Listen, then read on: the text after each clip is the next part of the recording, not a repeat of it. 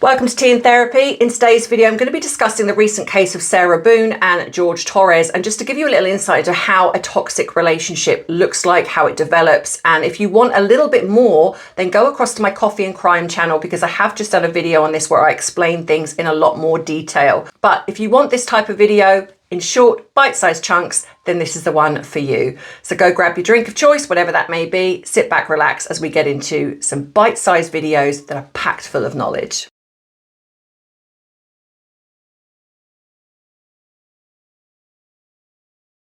So if any of you don't know, then go and Google the Sarah Boone case with George Torres. So Sarah Boone is 47 years of age, and she has recently been sentenced to life imprisonment for the murder of George Torres.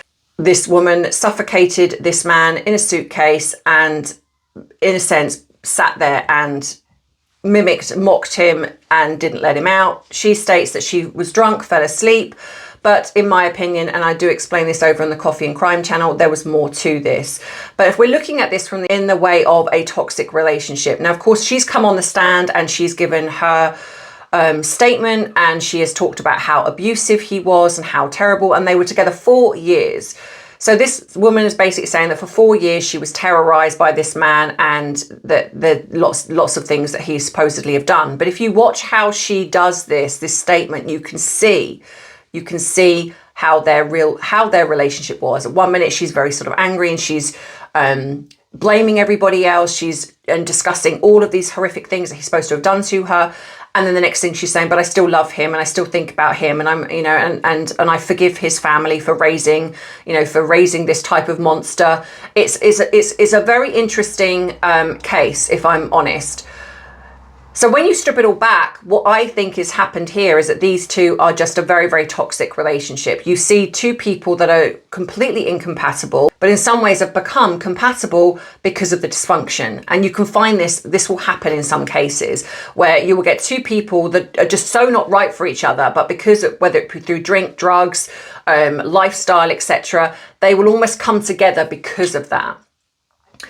And so you have these two people that regularly got drunk together, regularly just got into fights. They were arrested. Both of them were arrested for domestic violence in 2019. And there's a lot of reports of this domestic violence happening. And so these two are just incredibly dysfunctional people. And what you've got here are two people that do things to each other that most healthy people would not even dream of doing, but they've normalized it. They have created this scenario in relationships where they're doing these weird things together, and they've basically made it as if this is perfectly normal within our relationship. And this makes sense when you get the fact that George Torres did not think twice about climbing into a suitcase and letting her zip up this suitcase with him in it. Because if this was something that was so out of the norm, if they had a relationship where he was the monster as she portrays him, and he was the one in control, there is no way that he would have got in that suitcase, because he would know, something within himself would know that this woman who's so terrified of him is asking him to get into a suitcase. No. So what has happened is these two do crazy stuff, off the wall stuff. They're so dysfunctional together that when they do hide and seek, he doesn't think twice about getting into this suitcase and letting her zip it up, because this is the sort of relationship that they have. But what you also have is what I think is the catalyst for this, is that he cheated on her. And it's not the other stuff that she says that he allegedly did to her, because I would actually say that I would think that a lot of that she allowed him to do. And I know that seems possibly crazy to say that, but when you have this level of dysfunction, I have seen it so many times in how relationships are and what they will allow and normalize within that relationship. And so some of the things that she says that he did, I would even say that she probably allowed him to do to her. So when you have that, then you have this, that she's now sitting in front of him while he's in this suitcase, and you can hear him saying, I can't breathe, and she's basically saying, she's laughing at him, mocking at him, saying, well, this is what you get when you choke me, this is what you get when you cheat on me. And she says that a few times. So I think that the cheating on her is the thing that angered her the most. And so then she says she fell asleep, and obviously then she woke up the next morning, she went to find him, and initially says she couldn't find him, which I find quite bizarre, but she says she found him and opened the suitcase and he was unresponsive. Obviously 911 was called, and then he passed away. And then she has been obviously now recently sentenced. So, but when you look at when she takes the stand and some of the things that she says, there is no accountability for anything. There is no, I am really sorry for what I did. It is all, I'm going to set this up, my statement, and it's all initially of like, he did this, he did that, he did this. And she reels off all of these things, all of the things that apparently she allegedly went through in this relationship, setting the scene of how awful. So basically she's setting the scene of this guy's a monster. Now, I'm not saying he's innocent. Like I say, I think these two were just as dysfunctional together in any way. So these two are just as bad as each other, in my opinion. But what she's doing is she's setting the scene for how awful this guy is, playing to people's possible sort of sympathy, empathy.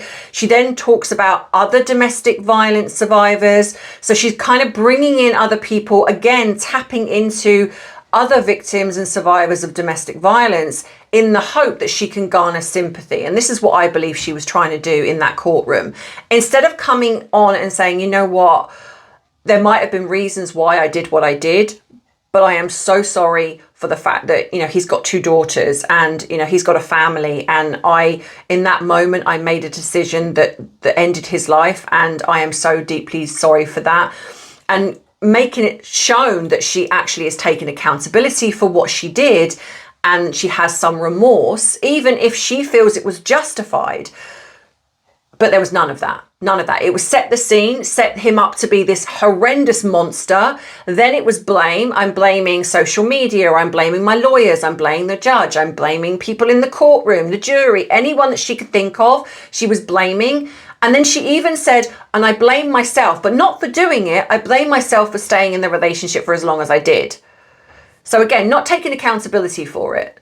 And so then when you watch that, and then the next breath she's saying, but then I love him, and I still think about him, and I still, talk to him sometimes, when I'm alone. And it, like I say, it shows you the dysfunction right there. It shows you how they really probably were in their relationship. So this is what I mean. When you're looking at dysfunctional relationships, there are so many patterns and so many signs of how 2 people are not compatible. And no matter which way you go, they're never going to be compatible. So what you'll find is that to become compatible, because they're so fearful of leaving each other, hence why that him cheating on her angered her so much, is that they will then adapt the same behavior. So either he adapted to her drinking or she adapted to him. And they came together probably initially because they were probably both 2 very broken people, and they came together, but they then started to align and adapt together to stay in the relationship. And that never works. And then obviously, and as we know in this case, what happened. Like I say, I'm not saying that George Torres was an innocent person in the sense of the way he was dysfunctional with her. But when you have 2 people that are doing the same thing together, you're sort of going to think that he's going to think, well, I've met somebody that does the same stuff. Even if there's times when he thinks she's absolutely crazy and she does things and he leaves her, he left her, they come back together. She leaves him, they come back together. And this is the pattern of that relationship. And of course, then what happened is that, like I say, that he cheated on her. And I think that was the catalyst for her. That's that, how dare you cheat on me? So she's now got life. And I think what I've always said is, when you're going into a relationship or you want to date, the signs of someone not having worked on themselves and not healed from, say, past trauma, because when we get to a certain age, we all bring baggage to the table. But if that person hasn't worked on themselves and they haven't made amends to kind of and healed through things that they've gone through, what you'll do is that you'll then bring that into the new relationship. And unfortunately, if you're someone that's coming from trauma and you've not healed on yourself, then you're going to end up with a similar thing. Now, the best case scenario is if you are somebody that is a bit broken and you've got into another relationship, is that you can be in that relationship and grow with that person, work on things, and that person is also there to help support, of course. But this was not the case. These two were just very broken, toxic, dysfunctional individuals, and they just came together in the same pattern. So my advice to anybody is, if you are thinking of dating, really do read the signs. You know, take your time getting to know somebody, because unfortunately it's all too easy to, you know, to find excuses for behavior. And they probably at certain times, both of them were excusing and normalizing this dysfunctional, toxic behavior. So if you're dating somebody, I would firstly say spend time on your own, get used to spending time on your own. So the point then, when you do decide to go out and date and meet somebody, you're not going and dating somebody because you're lonely. You're doing it because, you know, you want a companion, you want a teammate, you want somebody that you can grow with. If that person doesn't benefit your life in some way, doesn't bring something wonderful to your life, and you're finding yourself missing your single life because it was peaceful, it wasn't as dramatic, then the chances are you're developing into an incompatible relationship. So don't. So always read the signs, always look at patterns of behavior, always watch how a person is with somebody else, look how they talk about their ex. Are they always a victim? Is it always somebody else's fault? And work on yourself. And so, yeah, so in the meantime, I hope you've enjoyed this video. Don't forget to give it a like and subscribe if you don't want to miss future uploads. Like I say, I will be doing different things other than Harry and Meghan, because I know that they are the grift that keeps on grifting, but I do want to talk about other things. If you want a longer version of this video, then head across to my Coffee and Crime channel. The link will be below. And yeah, so I will see you in the next one. So have a great weekend, whatever you were doing. And as always, you know that I love you, I appreciate you, but most of all, I respect you. Take care. Bye-bye.